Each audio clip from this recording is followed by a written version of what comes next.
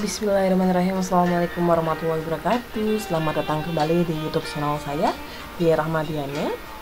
Pada kali ini masih di mata kuliah anggaran perusahaan. Kita fokus pada chapter yang kedua, yaitu anggaran penjualan. Oke, sebelum kita masuk ke materi, silakan untuk like, komen, dan subscribe terlebih dahulu. Dan terima kasih, dan jangan lupa tonton sampai akhir video ini. Oke, sebelum kita masuk ke materi, saya sudah pernah membuatkan video tentang peramalan penjualan. Ya, jadi peramalan penjualan merupakan langkah awal ketika kita menyusun anggaran perusahaan. Nah, setelah kita sudah membuat peramalan penjualan, baru kita bisa masuk pada anggaran penjualan.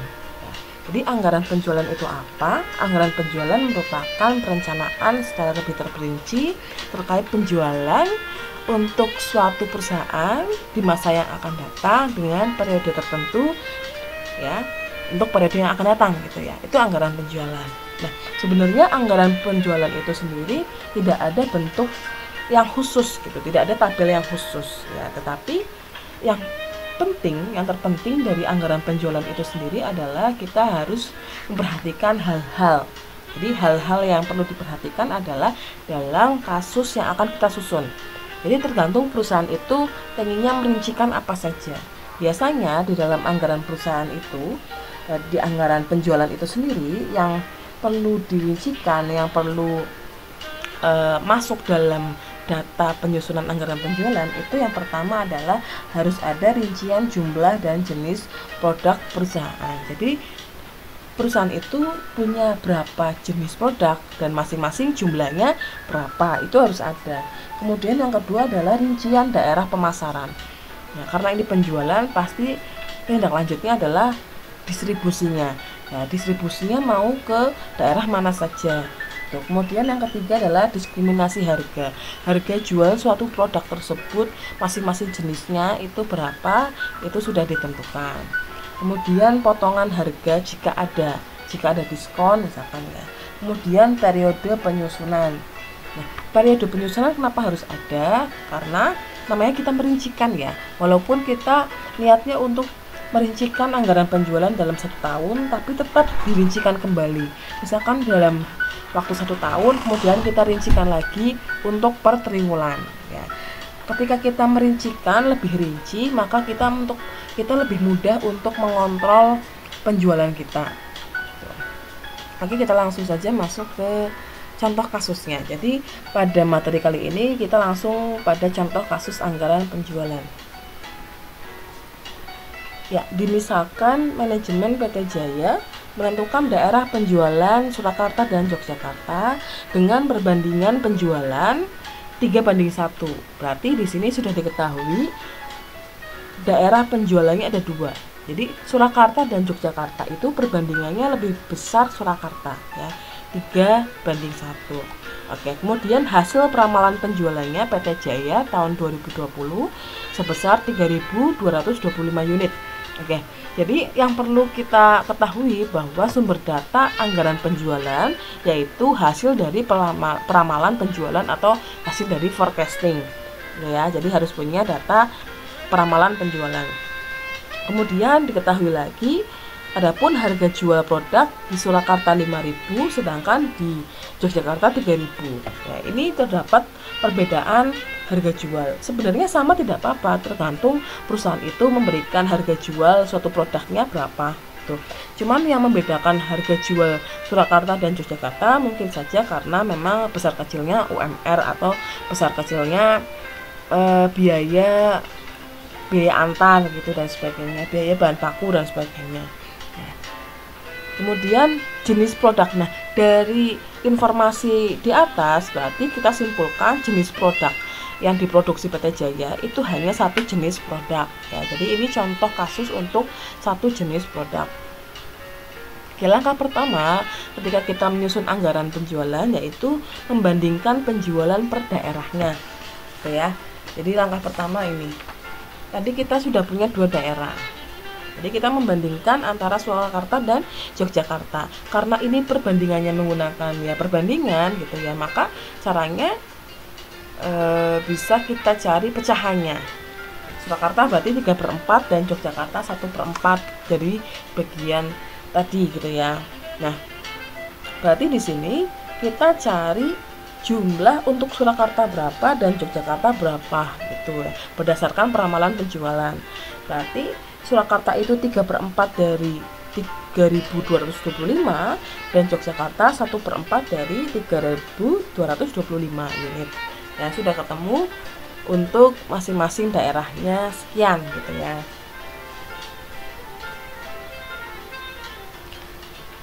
Nah, kemudian setelah kita ketahui jumlah untuk masing-masing daerah, kita pastikan lagi apakah ini memang jumlahnya sesuai dengan peramalan penjualan. Ya tinggal kita jumlahkan saja ya, Surakarta ditambahkan dengan Yogyakarta.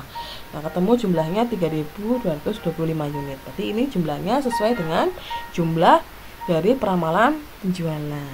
Seperti itu. Oke, kemudian langkah yang kedua yaitu membuat tabel anggaran penjualan. Nah, seperti saya sampaikan di awal bahwa tabel penyusunan anggaran penjualan itu sebenarnya tidak ada bentuk bakunya. Oleh sebab itu kita lihat sumber datanya, data informasi-informasi apa saja yang perlu kita catat sebagai penyusunan anggaran penjualan.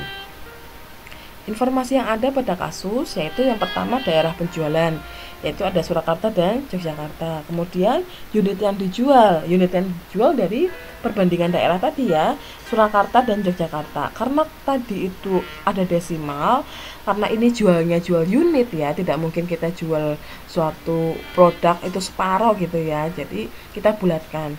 Nah, dibulatkan ketemu Surakarta sekian dan Yogyakarta sekian gitu. Kemudian yang diketahui lagi adalah harga jual. Harga jual di Surakarta 5.000 dan Yogyakarta 3.000. Oke.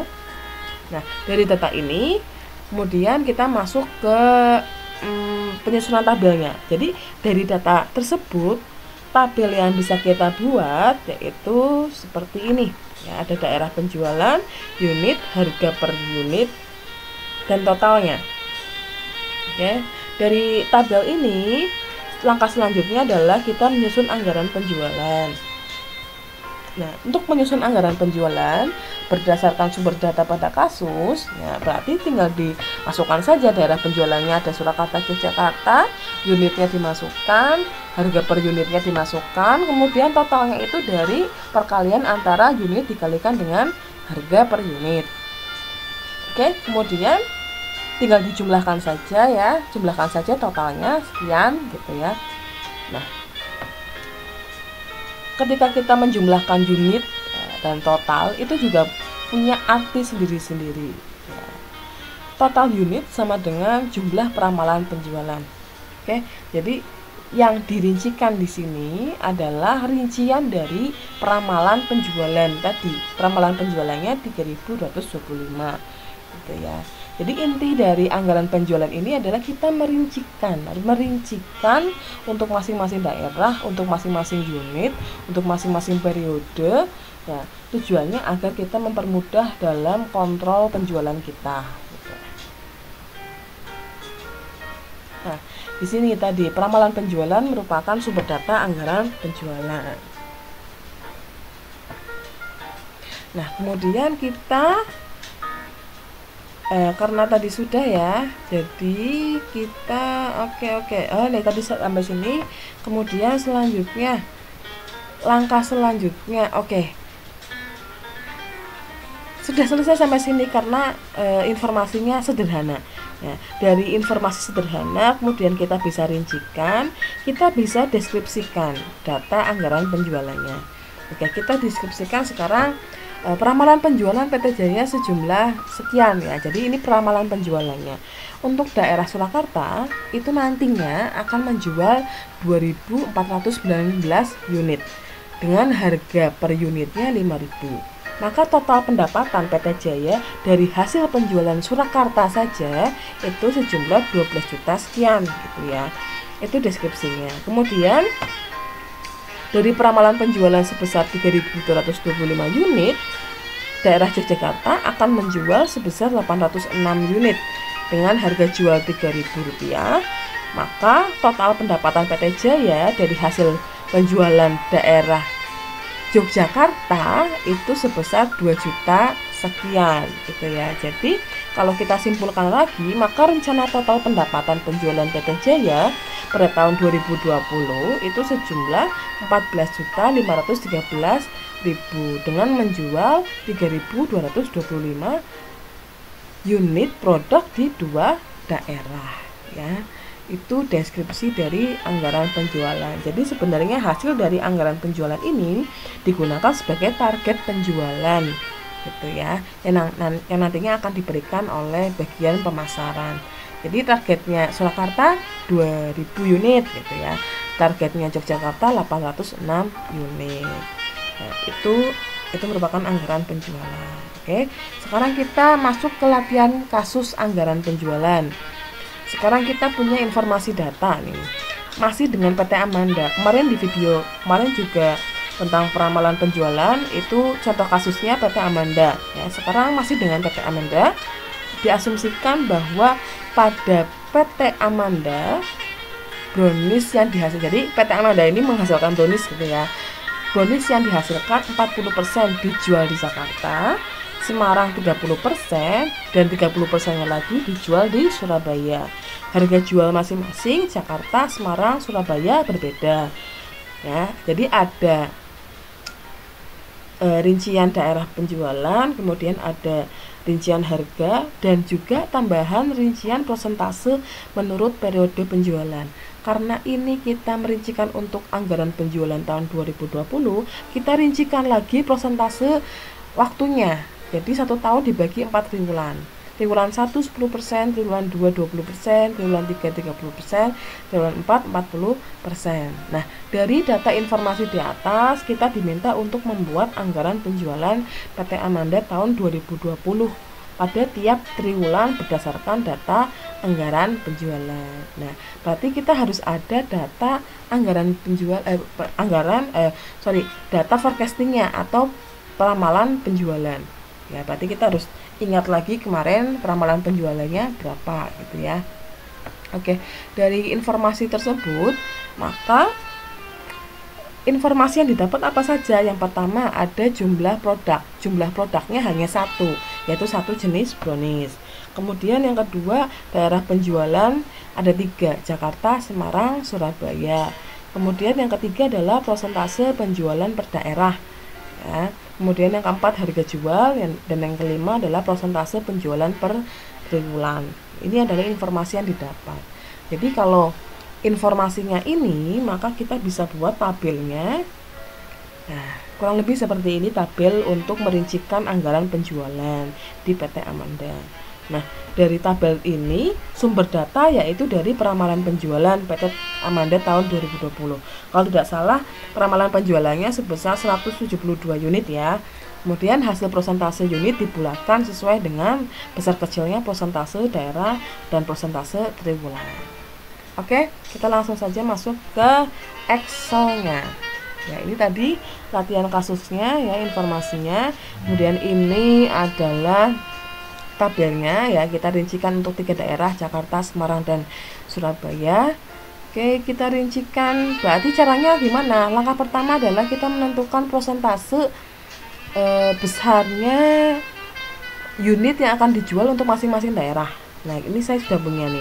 Caranya gimana? Berarti ya tadi peramalan penjualannya kan 172 unit dimasukkan ke Jakarta. Jakarta itu punya persentase 40%. Jadi 40% dari 172 itu sejumlah 68,80.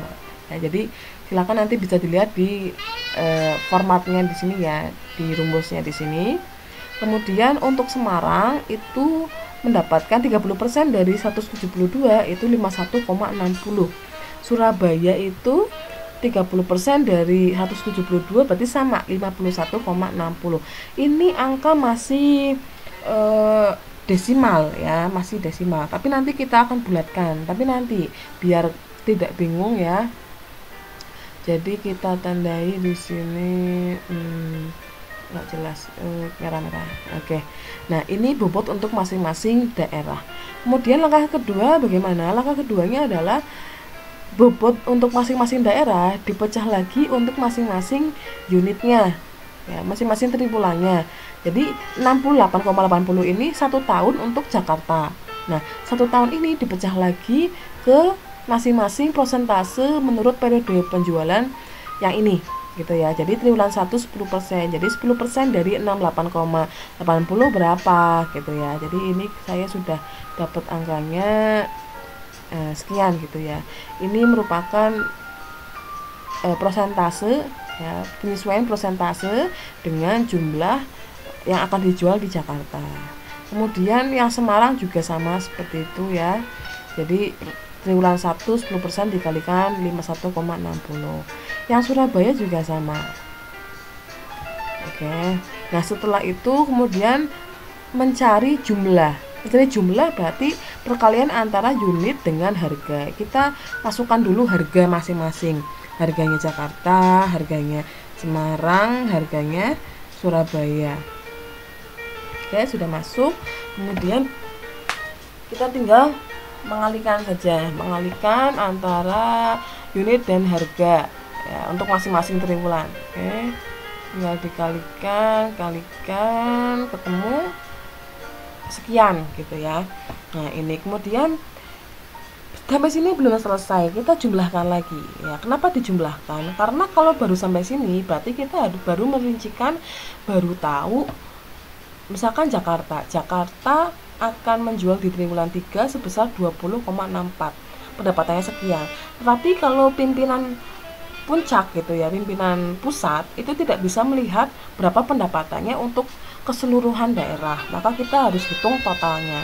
Ya, total kita hitung, total ini adalah penjumlahan dari jumlah Jakarta tambah Semarang tambah Surabaya untuk masing-masing triwulan. Nah, setelah kita tarik, maka dalam 1 tahun akan mendapatkan pendapatan sekian ya. Jadi itu cara penyusunan anggaran penjualan. Kemudian ini belum tanpa pembulatan, jadi ini masih desimal. Sedangkan baiknya adalah kita harus membulatkan gitu ya. Maka kita akan membulatkan. Oke, ini adalah di bawah ini kalian lihat, ini adalah pembulatan. Jadi saya sudah hitung tadi ya. Silahkan disesuaikan. Jadi pembulatannya gini, kita fokus pada unitnya ya, unitnya 6,88, berarti ya tinggal dibulatkan saja 7 gitu ya. Kemudian 13,76 ya dibulatkan 14, 20,64 ya 21, 27,52. Nah, sebenarnya 5 di atas 5 itu kan masuk tambah 1 ya. Cuma kan kita sesuaikan lagi, harus sama antara totalnya gitu. Jangan sampai kita membulatkan tapi kita lebih dari totalnya. Jadi sesuaikan lagi. Jadi awalnya tuh dari mulai 172 tadi ya, peramalan penjualan tadi, kemudian masuk ke Jakarta, Semarang, Surabaya. Jakarta tadi kan 68,80 dibulatkan jadi 69. Kemudian 51,60. Nah, ini ada 2 yang sama. Semarang dan Surabaya. Semarang dan Surabaya itu kan punya persentase yang sama, 30%. Tapi Semarang itu 5,1,60, Surabaya juga sama. Nah, gimana caranya biar masuk ke sini jumlahnya 172? Karena kalau misalkan Semarang dibulatkan jadi 52 dan Surabaya 52, jumlahnya sudah bukan lagi 172 gitu ya. Nah, jadi 69 terus nanti ini di sini 52 itu 173 ya. Jadi biar jumlahnya tetap 172 gitu. Jadi salah satu ada yang naik 1, ada yang tidak naik gitu ya. Jadi kita pilih salah satu. Nah, di sini dipilih yang pembulatannya naik 1 yaitu Surabaya, sedangkan Semarang tetap 51 ya. Jadi pertimbangannya ya terserah perusahaan gitu. Tapi kalau saya di sini mempertimbangkan kenapa Surabaya, karena harga jual Surabaya itu lebih besar. Ketika harga jual lebih besar, berarti ketika kita menjual pendapatannya akan lebih banyak dibandingkan yang harga jualnya lebih murah ya. Seperti itu pertimbangannya. Nah, kemudian dari bobot masing-masing daerah ini dirincikan lagi seperti ini, tapi dibulatkan dengan catatan jumlahnya harus sama. karena ini Jakarta 69, gimana caranya biar jumlah Jakarta ini 69 ketika dirincikan untuk masing-masing periode. Kemudian yang Semarang juga seperti itu, biar hasilnya 51, Surabaya biar hasilnya 52. Ya, setelah itu sudah ketemu per unit masing-masing periode, tinggal dikalikan dengan harga. Nah, ketemu jumlah, ditotalkan, ketemu sekian. Jadi bisa kita deskripsikan ini adalah masing-masing target penjualan untuk masing-masing daerah. Jadi contohnya misalkan kalau kita mau tahu target penjualan Jakarta triwulan 2, maka Jakarta harus menjual 14 unit produk dengan harga jual 10.000 dengan rencana pendapatan 140.000 gitu ya. Atau misalkan mau melihat total pendapatan untuk keseluruhan daerah selama 1 tahun, berarti sejumlah Rp1.488.500. Jadi itu langkah-langkah penyusunan anggaran penjualan. Jadi anggaran penjualan itu tidak ada bentuk baku. Kita bagaimana caranya kita jeli dan kita bisa merincikan agar semua aspek yang ada di perusahaan itu bisa tersampaikan informasi yang diinginkan oleh manajer dan apa yang harus dilakukan oleh bagian pemasaran. Mungkin itu saja yang bisa saya sampaikan pada video kita kali ini ya, semoga bermanfaat. Saya akhiri, wassalamualaikum warahmatullahi wabarakatuh.